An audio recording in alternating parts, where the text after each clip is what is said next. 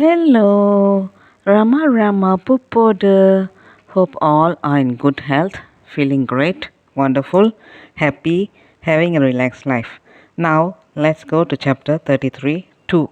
Ramcharandas fails the test. Ramdas limped while he walked on. By midday, they covered about 10 miles and reached a small wayside hamlet. Ramcharandas undertook to fetch bhiksha of cooked food from the villagers. At about 1 o'clock he returned, his cloth sling filled with all kinds of food mixed up together. After dinner and rest, they proceeded on their journey. In the evening, they came to another village, where they remained for the night on a neighboring hilltop. The following day, they passed through the fertile and enchanting Kangra valley and reached at dusk a small town on an elevated plateau. Ramdas proposed that they might occupy a dilapidated rest house for the night, but the boy was in no mood for rest. He was feeling hungry and the thought of food was revolving in his mind. Swamiji, he said, I shall try to get some food by Bhiksha. You may wait here beneath the tree. The tree was in front of the rest house. Ramcharandas passed into the darkness but returned in a short time, barehanded and with a wry face. What is the matter, Ram? Ramdas questioned.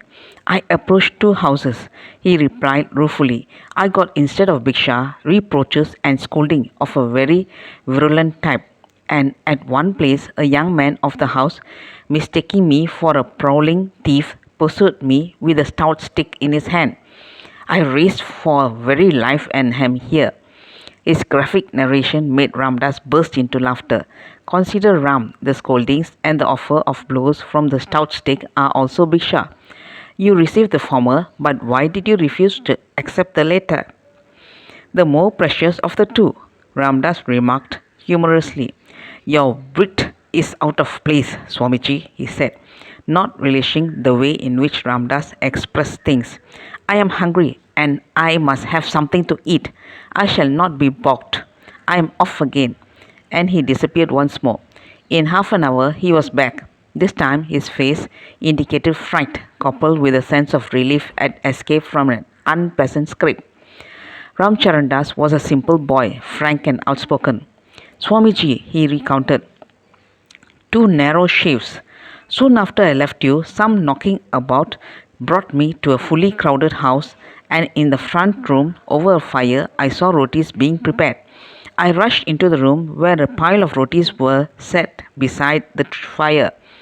The room was full of men. I stretched out my hands and requested that the man at the fire to give me a few rotis. The man said that they were pathans and that if I had no objection they could spare a couple of rotis for me and also a bit of curry. Now, a look round presented to my sight a number of rough, burly, ferocious pathans with shaggy and ominous beards. I lost no time. One leap from the room, and I was on the road. I heard a faint rumble of laughter from the direction of the house, but I did not remain there to listen to all of that. I took to my heels. I ran wildly without knowing where I was going. Now a row of huts stood before me. Here is food for me, I thought, and approached one of the huts. The host welcomed me, and coming to know the reason of my nocturnal visit, said, Well, I have no objection to giving you food. We have it ready, but I may first warn you that we are chamas or cobblers by caste. What? I exclaimed, and the next instant I shot out of the hut like a bullet from the gun, and I'm here. Hunger is welcome, but tasting food from the hands of Muslims and chamas, well, I draw the line there. Ah, Ram, Ramdas exclaimed, you have failed the test. The distinctions you are making are unnatural.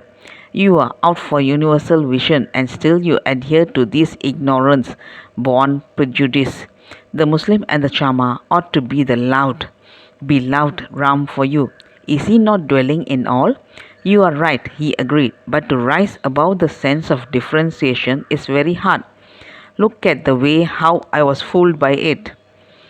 One more attempt, he said, and left. In a few minutes he returned with a bland smile. Swamiji, come on. We have an invitation for supper in a Hindu household. Ramdas followed him. The kind host was a touring officer.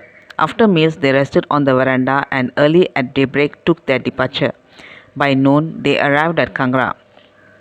Kangra is a hilly tract of land full of shady trees and clear water springs. The climate here is cool and bracing, and so it is a health resort. Ramdas, passing through the streets, went outside the city and entering the enclosure of a Mahadeva's temple. Beneath two giant banyan trees, sat down on a stone pedestal in front of the temple. Ramcharandas stayed behind in the city. His first concern was to arrange for meals. A visitor to the temple, seeing Ramdas, came to him. Maharaj, I would be so happy to offer you bhiksha in my house, he said. Or if you wish to have the food here, I would bring it here. Ramji, Ramdas will visit your house for bhiksha, replied Ramdas. But you have to feed also another who is Ramdas' companion. He would be here presently.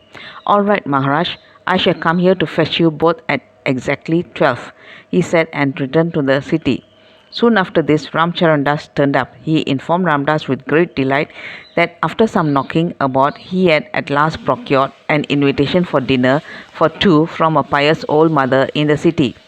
You need not trouble her, Ram, said Ramdas. We have an invitation already from a merchant friend of the city. We shall go to him. He will be here to take us at 12 o'clock. They finished their bath in a neighboring tank, and as they returned to the temple, the merchant came and escorted them to his house. Ramdas had requested him to feed them with a plain meal. He fed the sadhus with great love. They stayed in Kangra for 4 or 5 days. One night was spent in the company of a sannyasi at his ashram, situated in a beautiful spot. The sannyasi was all kindness and hospitality. The latter part of the stay was passed in the Mahadeva's temple, which they had first visited. Here Ramdas met a doctor who had newly come to Kangra for health and had taken up his lodgings in the outhouse of the temple.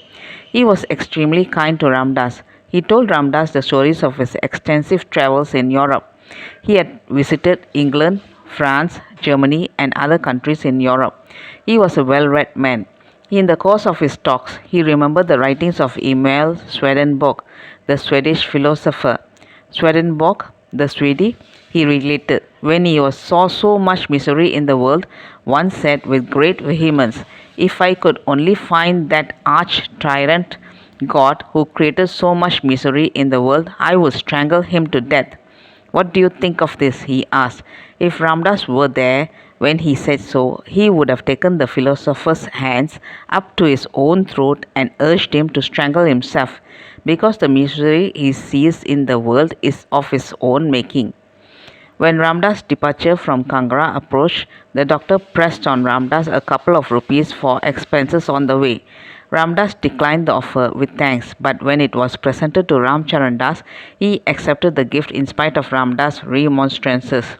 Leaving Kangra behind, they continued their journey and took their position for the night on the raised platform, beneath a tree at the brink of a well on the outskirts of a village. Here Ramdas proposed to Ramcharandas a separation between them. Ram, you may go on your own way and gather experience. Ramdas will also go alone. Remember, we are both bound for Kashmir. We shall meet at that place. At first, Ramcharandas refused point blank to accept the proposition. He grumbled, fretted, and wept. But Ramdas brought home to him the absolute necessity for such a course, as it would be to his own benefit. Through an independent life alone does a sadhu learn the secrets of life and truth. Hanging on always to an external prop in spiritual matters hampers his progress, because his narrow vision lacks then the flexibility for expansion and universalization. The center of interest becomes cramped and localized, while his aim should be so to comprehend and realize the infinite nature of truth. That's all, folks. Let's see in the next chapter. Thank you. Bye bye. Rama Rama Pupoda.